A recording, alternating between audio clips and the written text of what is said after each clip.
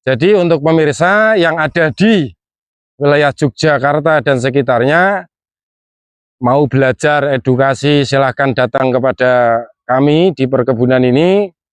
Mau konsultasi bagaimana tentang lahan panjenengan, atau mau bagaimana kita berikan edukasi lengkap nanti dari setiap perkebunan yang ditangani oleh Dai Kebon.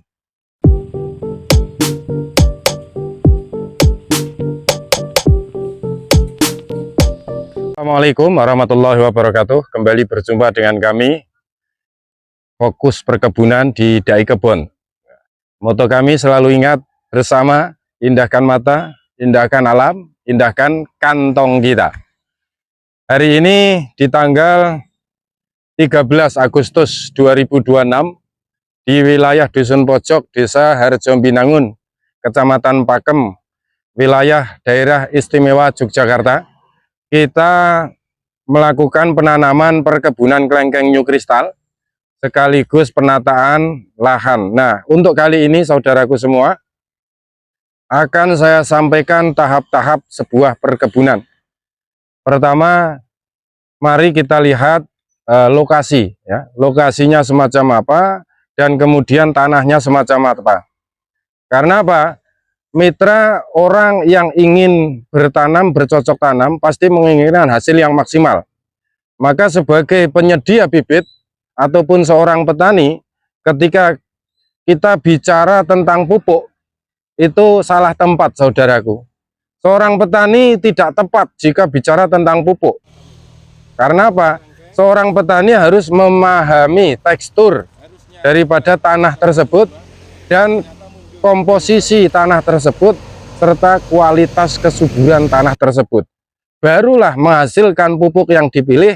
Ini adalah pupuk yang sesuai dengan lahan tersebut.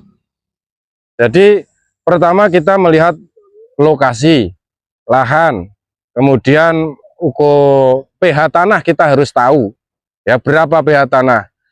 Untuk sebagai bahan tambahan pengetahuan teman-teman, ya, untuk kelengkeng New Crystal atau pohon kelengkeng itu membutuhkan pH dari 5 sampai 6,5, ya, 5 sampai 6,5. Itu pH yang paling bagus untuk pohon kelengkeng. Kalau untuk alpukat itu membutuhkan pH 6 sampai 7 atau 5,5 sampai 7. Ini posisinya pH. Jadi ketika kita sudah lebih dahulu meng-cross check kualitas daripada tanah itu, maka kita akan tahu bagaimana penanganan pupuk yang digunakan semacam apa, pupuk kandang atau pupuk kimia. Kita bisa melangkah. Baik, untuk kali ini di perkebunan ini akan kami tunjukkan, ya, karena kami Dai Kebon tidak cuma menyediakan bibitnya saja, tapi kita sekaligus memberikan suatu garansi, kemudian memberikan satu pendampingan. Pendampingan ini adalah kita mengikuti, mendampingi, mengajari, ya, dari masa tanam sampai masa panen. Bahkan kami ajarkan cara makan kelengkengnya nanti, ya, cara nyepus, nah, cara makan kelengkengnya kita ajarkan, nah, gitu ya. Nah, di samping itu kita juga bersedia siap jika diberikan untuk diminta bermusyawarah bagaimana desain lokasi yang tepat, desain lokasi yang bagus untuk agrowisata perkebunan. Dan di hari ini kita sudah 12 hari di lahan ini. Pertama kita mengawali pembuatan jembatan, ya. Ini pembuatan jembatan akses masuk dari jalan besar, jalan pojok namanya.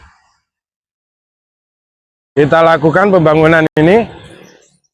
Setelah selesai kita lakukan perataan, ya. Perataan untuk lahan parkir, penempatan gazebo, penempatan kamar mandi toilet, penempatan gudang, ya, dan juga lebih penting lagi adalah parkiran. Nah, dari lahan ini dengan luas panjang 110 meter, kita sediakan untuk lahannya parkir dan lain-lain, ini cukup luas. Karena apa?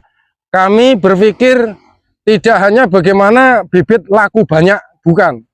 Tapi bagaimana bibit ini nantinya sesuai dengan moto kami dalam lokasi indahkan mata.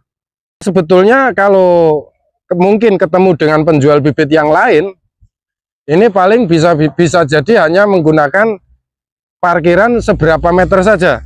Parkirannya tidak diperluas seperti dai kebun membuat parkiran, ya, agar bibitnya itu bisa masuk lebih banyak. Tapi kalau dai kebun tidak. Dai kebun selalu berprinsip jangka panjang sak dowo-dowo nih, sepanjang-panjangnya. Nah, setelah perataan lahan ini baru kita lakukan tahap selanjutnya. Nah, di dalam perataan lahan, kita bisa menggunakan alat berat bego melihat kondisi, satu kondisi lahan, kedua kondisi owner atau kondisi pemilik perkebunan, tentunya dari segi anggaran, atau mau penyesuaian pembersihan secara manual. Nah, setelah itu kita lakukan pengukuran, pelubangan, dan penanaman semacam ini. Dalam penanaman, kita juga langsung memberikan edukasi contoh penanaman yang benar, ya. Bagaimana menempatkan aliran air, bagaimana menempatkan pohon, bagaimana kondisi ketika hujan, itu kita harus pelajari. Inilah perbedaan, mungkin perbedaan kami dari penyedia-penyedia jasa perkebunan yang lain. Jadi kami betul-betul bukan hanya berprinsip bagaimana laku banyak, itu bukan. Laku sedikit nggak masalah, yang penting lokasinya bagus. Syukur laku banyak, tapi tempatnya tetap bagus. Jadi prinsip dai kebun itu indahkan mata, itu kalimatnya sederhana, tapi pelaksanaannya betul-betul butuh proses. Ini kami ambil contoh. Ini di lokasi setelah kita pahami bagaimana kondisi di saat musim hujan, maka kita desainkan, ya, desainkan jalan kanan kiri. Ini langsung kita buat parit. Nah, perlu tambahan untuk saudara semua, bagaimana prinsip kita bertanam perkebunan kelengkeng ini ada 3 pilihan. Satu, perkebunan yang untuk destinasi wisata. Untuk destinasi wisata, maka kita desain yang bisa jangka panjang untuk santai destinasi wisata.